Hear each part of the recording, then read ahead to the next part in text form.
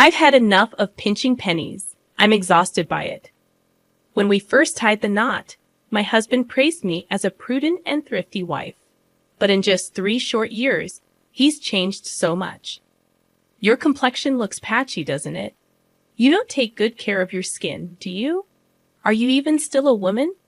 Those were his parting words before he stormed out. Yet he never anticipated the regret that would follow his rash departure. Nor did he bother to ask the most important question. My name is Madison, and at 31, I hold down a full-time job. It's been a year since I divorced my husband, who is 3 years my senior, after he left me for another woman. We were married for just 3 years. Even before our marriage, I harbored ambitious dreams, and together, my husband and I worked diligently towards them, leading a modest life, never squandering a cent. You're remarkable for your age, so disciplined and frugal. My husband used to marvel, observing the steadfastness with which I managed my affairs. He was quick to envision a future together. Within a year of courtship, he proposed, and we became husband and wife. Yet, I kept my most cherished dream concealed, deeming it too far-fetched to share. I feared his ridicule if I were to divulge it. Instead, I engaged him in our frugality game, meticulously managing our finances without disclosing the ultimate purpose. As time passed and our marriage matured, my husband underwent a subtle transformation. You still meticulously track every penny. You spend so much time with those account books. He jest, poking fun at my thriftiness. It's almost refreshing to find an error. He'd add with a smirk, while I found solace in the precision of my records, treating it like a personal challenge. Unfazed, my husband would retreat to his phone, leaving me to my calculations. When our daughter arrived, I took on a part-time job as a newspaper delivery person to supplement our income. My early morning departures irritated my husband, but our daughter slept soundly, as if she sensed the importance of my endeavor, my dream. Through rigorous economizing and additional work, I steadily grew our savings until they reached a point where my husband couldn't scoff when I finally revealed my dream to him. "Listen, honey, there's something I need to talk to you about," I began, ready to finally share my long-held dream with my husband.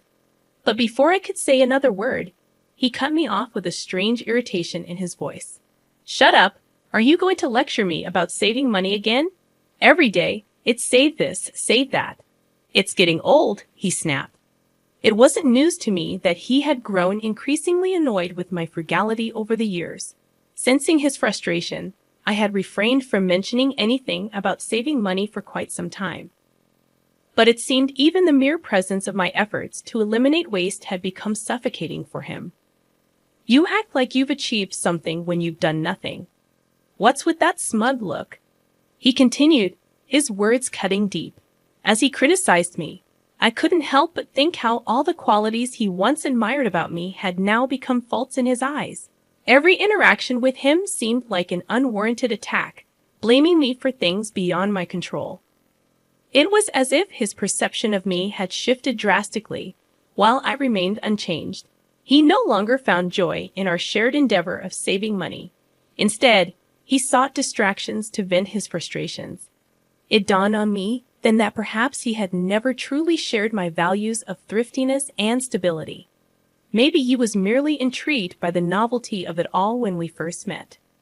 I recall the drunken confession he made once, admitting to squandering his mother's savings without her consent, despite previously claiming she had passed away. It became evident that he had always been a reckless spender, lacking in financial discipline. In realizing this, I understood that our differences in money management ran deeper than I had initially thought. It wasn't just a matter of differing viewpoints. It was a fundamental misalignment of values. After listening to my story, I foresaw my husband's growing reluctance towards our frugal lifestyle.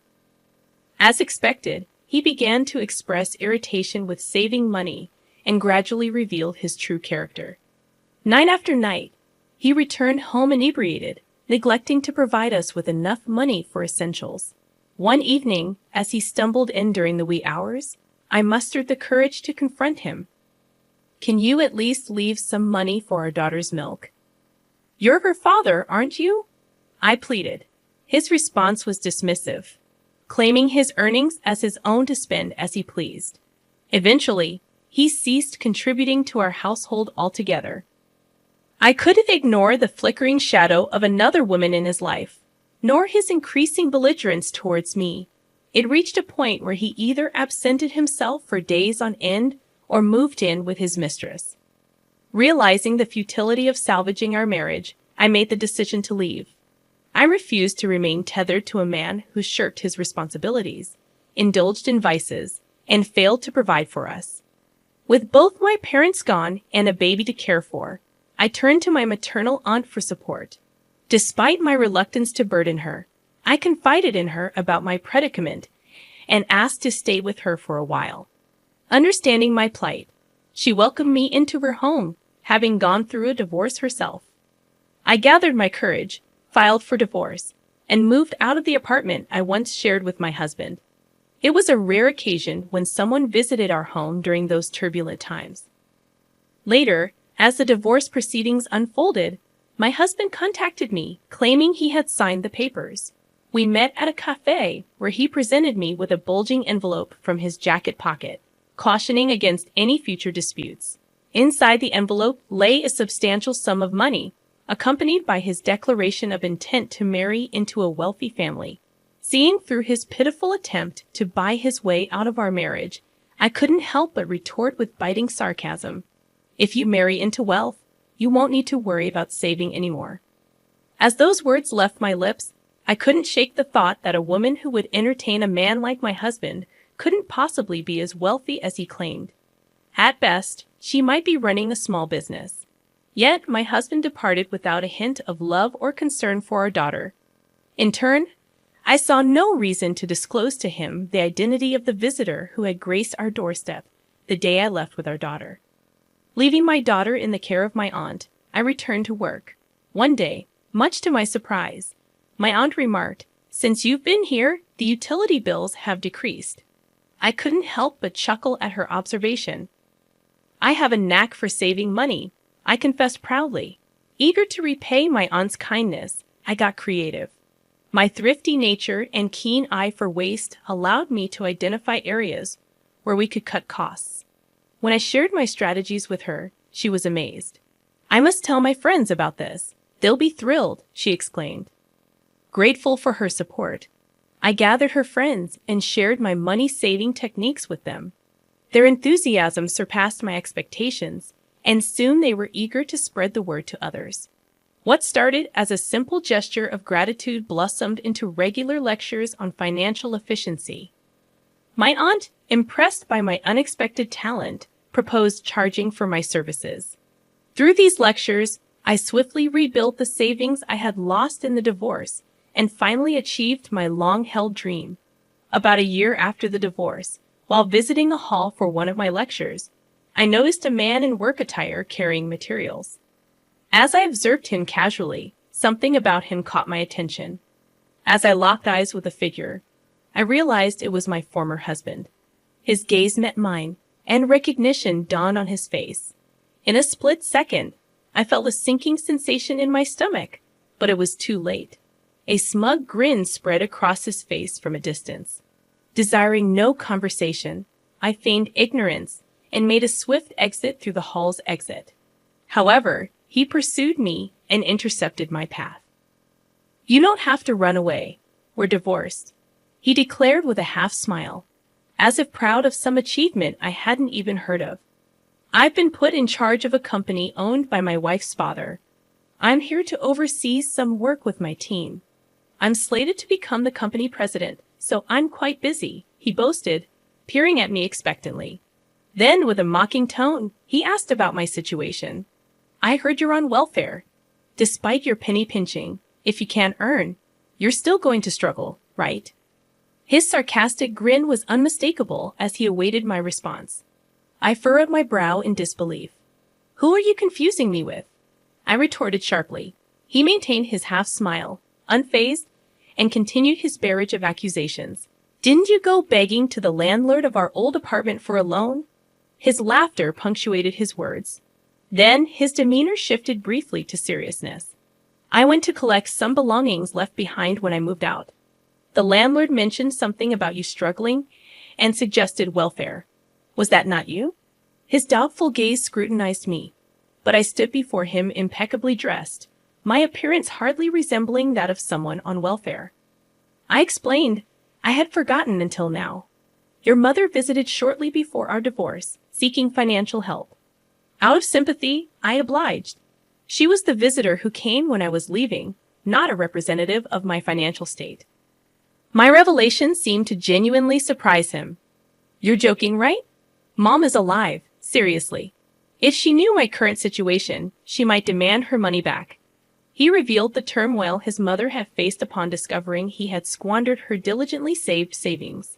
As I locked eyes with my former husband in the hall, I realized with a sinking feeling that he had spotted me too. Before I could slip away, his grin widened, and he hurried over to intercept me. No need to run off. We're divorced, he remarked with a half smile, flaunting something I hadn't heard. I've been put in charge of a company owned by my wife's father. I'm going to be the president, so I've got a lot on my plate, he continued, his gaze lingering on me. Then, with a mocking tone, he inquired about my situation. I heard you're on welfare. Despite all your savings, you're still struggling, aren't you? I furrowed my brow in response. Who are you confusing me with? I retorted. Unfazed, he persisted, claiming I had sought a loan from our former landlord. Amused by his accusations, I chuckled. I was there to collect my belongings after moving out, he added, his tone shifting momentarily. The landlord mentioned welfare. Wasn't that you? He questioned, casting a doubtful glance my way. Dressed impeccably in recognizable brands, with my hair and nails meticulously groomed, I hardly resembled a welfare recipient. I explained, your mother visited our old apartment before we divorced. She needed money, and I couldn't turn her away.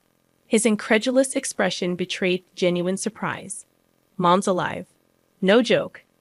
If she knew how I lived now, she might want that money back, he remarked, his tone tinged with regret. His mother, who had been abandoned by her son after he squandered her savings, recounted her struggles tearfully. Despite her son's remorse, he never repaid her. Upon visiting me, she revealed her desire to reconcile, having tracked down our address through a relative. Sensing my husband's unease, I informed him that I had given her his company name, although I had left the job 3 months prior to oversee my in-laws' business. My husband appeared relieved until I disclosed that I had passed on the envelope containing the money from our divorce settlement, now belonging to his wife's family company, as a gesture of goodwill. His shock was palpable as he struggled to comprehend the depth of his mother's plight. As I recounted her situation, he grew increasingly agitated, finally breaking into a cold sweat.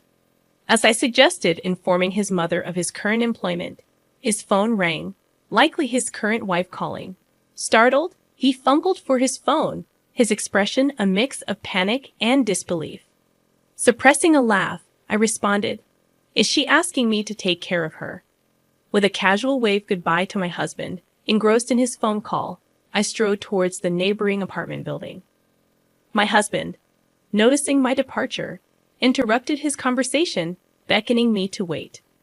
"Where do you think you're going? That's an expensive building. You'll get in trouble if you go in without permission," he cautioned. Turning to face him, I revealed, "I'm the owner of this building. I've rented out all the other units, but my daughter and I reside on the top floor." His stunned silence spoke volumes. I explained that my dedication to thriftiness stemmed from a desire to purchase such a property. "I had just saved enough money to do so when you began to resist frugality," I admitted, causing him to drop his phone in shock. But I had another revelation for him. I inherited a substantial sum from my parents. Instead of squandering it, I invested in real estate, turning my savings into assets worth $5 million, I revealed, gazing up at the building proudly. My husband marveled at my success, expressing regret for not providing such a lifestyle for me himself. "Well, she can make her unlucky son pay for all the hard work he's done with millions in debt and interest," he remarked bitterly. Amidst my laughter, I offered to teach his mother money-saving techniques and share tips for growing his fledgling company. Ignoring his attempts to engage further, I entered the apartment building, leaving him stunned in the hallway. He hurried after me, but I paid him no mind, knowing he couldn't follow me inside. Once inside my home on the top floor, I promptly contacted a trusted real estate agent, grateful for the opportunities my prudent investments had afforded me.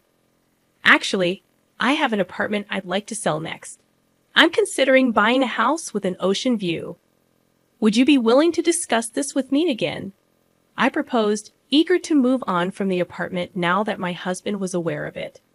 Though I doubted he could do anything about it, I wanted to relinquish it just in case.